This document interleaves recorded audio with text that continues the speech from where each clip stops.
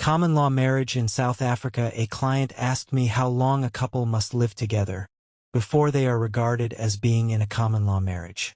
Common law marriage in South African law. There is no such thing as a common law marriage, no matter how long a couple may live together. Their cohabitation does not create any automatic legal rights and duties between them. This is a common misunderstanding. Cohabitation agreement. In an age when most marriages fail, parties with a trail of prior relationships and marriages behind them may prefer to live together rather than marry. Same-sex or heterosexual partners who choose not to get married should sign a domestic partnership agreement to protect them should their relationship end. It is cheaper than ending up in court. A widely used definition describes domestic partners as two adults who share an emotional, physical, and financial relationship like that of a married couple, but who either choose not to marry or cannot legally marry. They share a mutual obligation of support for the necessities of life.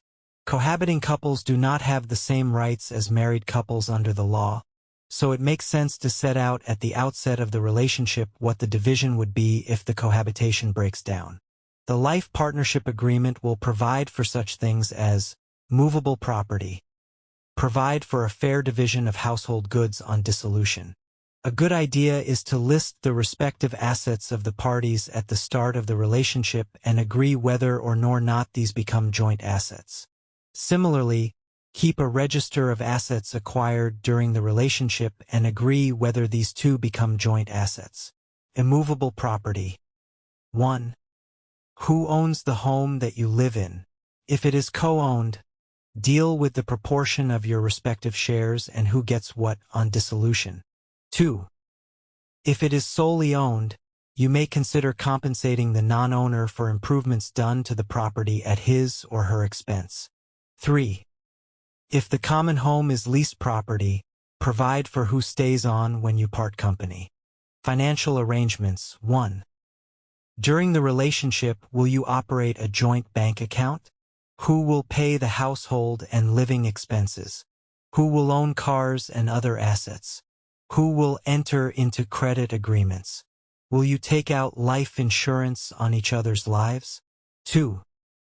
When the relationship ends, who pays the debts of the partnership? Children. If you have or intend to have children, agree whether one partner is to support the other party during the relationship if such a partner is unemployed or staying at home to care for small children born from the relationship. Universal partnership agreement. If parties live together but don't conclude any form of agreement regulating their respective legal rights and obligations, on dissolution of the cohabitation, a party that feels he or she is entitled to something from the other party must go to court at some expense to prove that entitlement. To do so, the party must prove they were in a universal partnership, so that one party is entitled to certain property and assets of the other party on separation. Because the existence of a universal partnership is difficult to prove, it makes sense to conclude a life partnership agreement. If you did not and need to approach a court to prove the existence of such a partnership, you must show that the aim of the partnership was to make profit. Both parties must have contributed to the enterprise. The partnership must operate to benefit both parties. The contract between the parties must be legitimate. There must be valid consent. There was an intention to create a legally binding partnership agreement. If a party cannot prove the existence of such a partnership, he or she may walk away with nothing, even if the parties live together for years.